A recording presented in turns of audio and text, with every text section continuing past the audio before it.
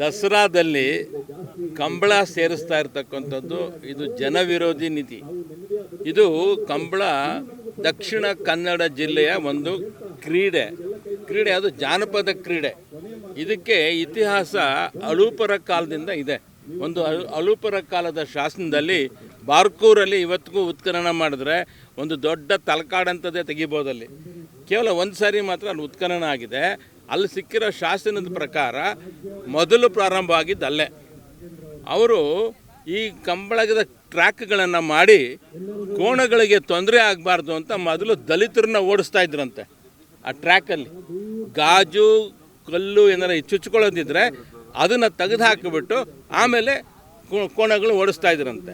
ಇದು ಅಲ್ಲಿ ಪ್ರಸಿದ್ಧಿಯನ್ನು ಪಡ್ಕೊಂಡು ಎಲ್ಲ ಕಡೆ ದಕ್ಷಿಣ ಕನ್ನಡ ಜಿಲ್ಲೆ ಅಂದರೆ ಉಡುಪಿ, ಕಾರ್ಕಳ, ಮೂಡುಬಿದ್ರೆ, ವೇಣೂರು, ಧರ್ಮಸ್ಥಳ ಎಲ್ಲಾದರೂ ತಗೊಳ್ಳಿ ಅಲ್ಲೆಲ್ಲ ನಡೀತಾ ಇರುತ್ತೆ. ಬರೀ ಒಂದು ಸೀಸನಲ್ಲ, ಯಾವಾಗ ಬೇಕಾದರೂ ಅವರು ಇದು ಕಂಬಳ ಕಟ್ಟೋದು ಅಂತಾರೆ, ಕಟ್ಟಿ ಮಾಡ್ತಾಯಿದ್ದಾರೆ. ಅದಲ್ಲಿ ಮಾಡಲಿ. ನಮ್ಮ ದಸರಾ ಪ್ರಾರಂಭ ಆಗೋದು ವಿಜಯನಗರ ಕಾಲದಿಂದ.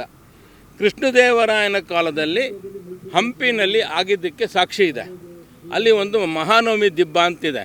1978ರಲ್ಲಿ ಅದರ ಒಂದು ಭಾಗ ನಾನು ಉತ್ಖನನ ಮಾಡಿದ್ದೀನಿ ಆಸ್ ಅನ್ ಆರ್ಕಿಯಾಲಜಿಸ್ಟ್. ಅಲ್ಲಿ ಅಡ್ಡಪಟ್ಟಿಕೆ ಕೆತ್ತನೆಗಳಿದ್ದಾವೆ ಆ ಮಂಟಪದಲ್ಲಿ. ಅಲ್ಲಿ ಕೋಲಾಟ ಇದೆ, ನೃತ್ಯಗಳಿವೆ, ಮತ್ತು ಎಲ್ಲದಕ್ಕಿಂತ ಹೆಚ್ಚಾಗಿ ನೃತ್ಯ ಮಾಡ್ತಿರ್ತಕ್ಕಂಥ ಒಬ್ಬಳಿಗೆ ಕಾಲಿಗೆ ಮುಳ್ಳು ಚುಚ್ಕೊಳ್ಳುತ್ತೆ.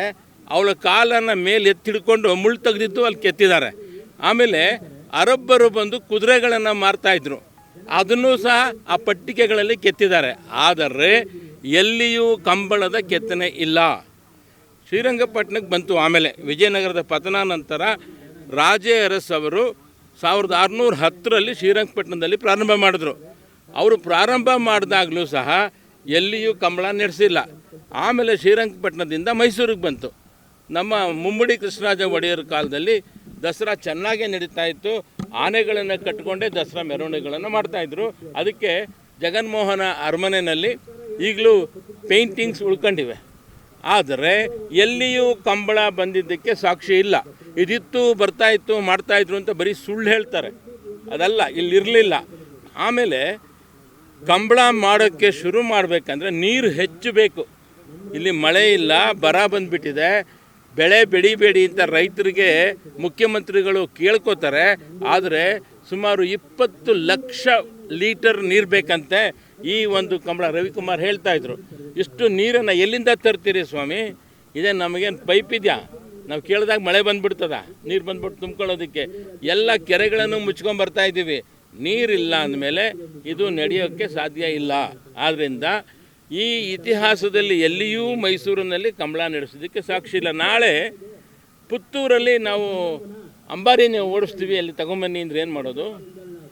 ಕರ್ನಾಟಕ ರಾಜ್ಯ ರೈತ ಸಂಘ, ದಲಿತ ಸಂಘರ್ಷ ಸಮಿತಿ, ಪರಿಸರಕ್ಕಾಗಿ ನಾವು ಸಂಘಟನೆ, ಟೀಮ್ ಮೈಸೂರು, ಪ್ರಗತಿಪರ ಮತ್ತು ಕನ್ನಡ ಪರ ಸಂಘಟನೆ ಹಾಗೂ ಇನ್ನಿತರ ಸಂಘಟನೆಗಳು, ಪರಂಪರೆ ತಜ್ಞರು, ಪರಿಸರ ತಜ್ಞರು, ಗಣ್ಯ ನಾಗರಿಕರು ಎಲ್ಲರೂ ಸೇರಿ ಒಗ್ಗೂಡಿ ಇವತ್ತು ಒಂದು ಪ್ರತಿಭಟನೆಯನ್ನು ದಾಖಲು ಮಾಡ್ತಾ ಇದ್ದೀವಿ. ಇದು ನಮ್ಮ ರಾಜ್ಯಾಧ್ಯಕ್ಷರು ಹೇಳಿದ ರೀತಿಯಲ್ಲಿ ಒಂದು ರೀತಿ ಸಾಂಕೇತಿಕ. ಇದು ನಾವೇನು ಇವತ್ತು ಸಾವಿರಾರು ಜನ ಸೇರಿಲ್ಲ, ಆದರೆ ಇದು ಒಂದು ಟ್ರೇಲರ್. ಅವರು ಕಂಬಳ ಮಾಡಬೇಕು ಅಂತ ಹೊರಟ್ರೆ ಅಭಿ ಪಿಕ್ಚರ್ ಬಾಕಿ ಹೈ, ಇದು ಟ್ರೇಲರ್ ಅಷ್ಟೇ.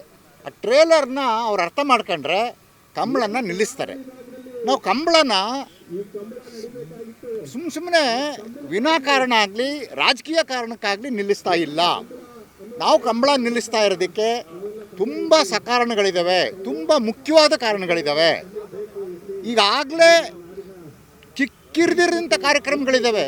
ಯುವ ದಸರಾ, ಯುವ ಸಂಭ್ರಮ, ಮಹಿಳಾ ದಸರಾ, ರೈತ ದಸರಾ, ಮಕ್ಕಳ ದಸರಾ, ಕ್ರೀಡಾಕೂಟ, ಲೇಸರ್ ಶೋ, ಆಹಾರ ಮೇಳ, ಈ ಕಾರ್ಯಕ್ರಮಗಳನ್ನೇ ನೋಡೋಕ್ಕಾಯ್ತಾ ಇಲ್ಲ ನಮಗೆ.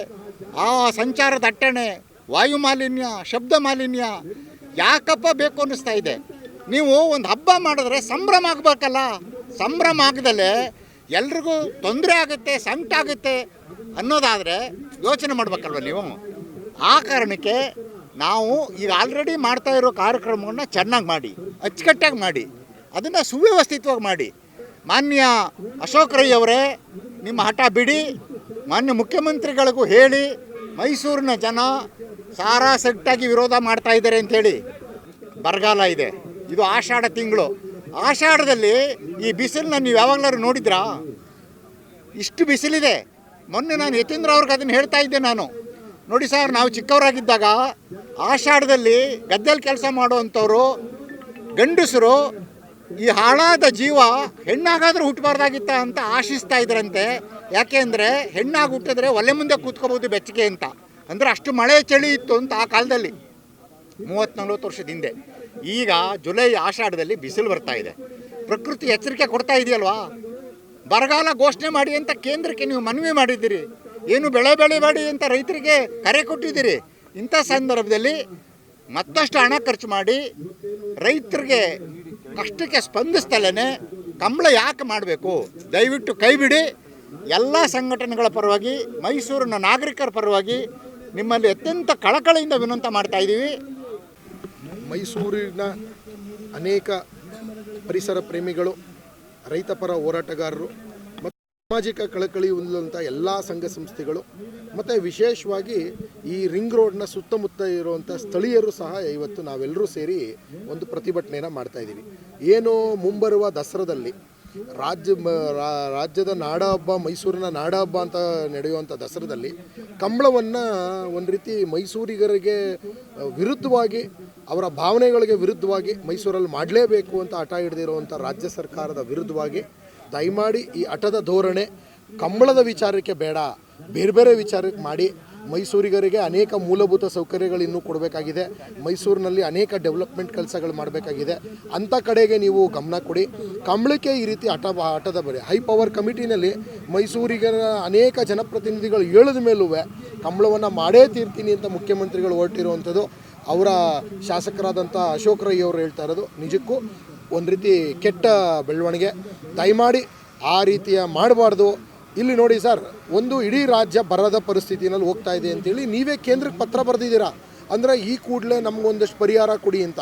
ಒಂದು ಕಡೆ ಕೇಂದ್ರದಿಂದ ಪರಿಹಾರ ಕೇಳುವಂಥದ್ದು, ಇನ್ನೊಂದು ಕಡೆ ಬರಗಾಲದಲ್ಲಿ 6-7 ಕೋಟಿ ರೂಪಾಯಿ ಒಂದು ಖರ್ಚು ಮಾಡಿ ಮೈಸೂರಿನ ಅಸ್ಮಿತೆ ಅಲ್ಲ, ಮೈಸೂರಿನ ಸ್ಥಳೀಯ ಕ್ರೀಡೆ ಅಲ್ಲ, ಇಲ್ಲಿ ತಗೊಂಬಂದು ದಕ್ಷಿಣ ಕನ್ನಡದ ಕ್ರೀಡೆಯನ್ನು ಇಲ್ಲಿ ಏರುವಂಥ ಕೆಲಸ.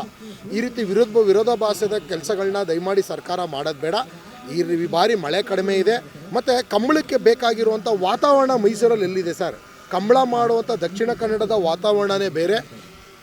ಮತ್ತು ಅಲ್ಲಿ ಯಥೇಚ್ಛವಾಗಿ ನೀರಿನ ಅವಶ್ಯಕತೆ ಬೇಕು.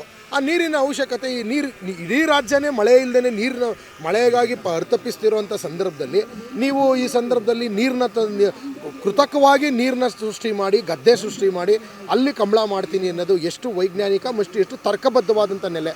ದಯಮಾಡಿ ಜಿಲ್ಲಾಡಳಿತ ಮತ್ತು ರಾಜ್ಯ ಸರ್ಕಾರ ಈ ರೀತಿ ಹಠದ ಭಾವನೆಯನ್ನು ಬಿಟ್ಟು ಯಾವುದೇ ಕಾರಣಕ್ಕೂ ಇಲ್ಲಿ ಕಂಬಳವನ್ನು ಆಯೋಜಿಸಬಾರ್ದು ಅಂತೇಳಿ ಇವತ್ತು ದಿನ ನಾವಾರು ಸಹ ಆಗ್ರಹಿಸ್ತಾ ಇದ್ದೀವಿ.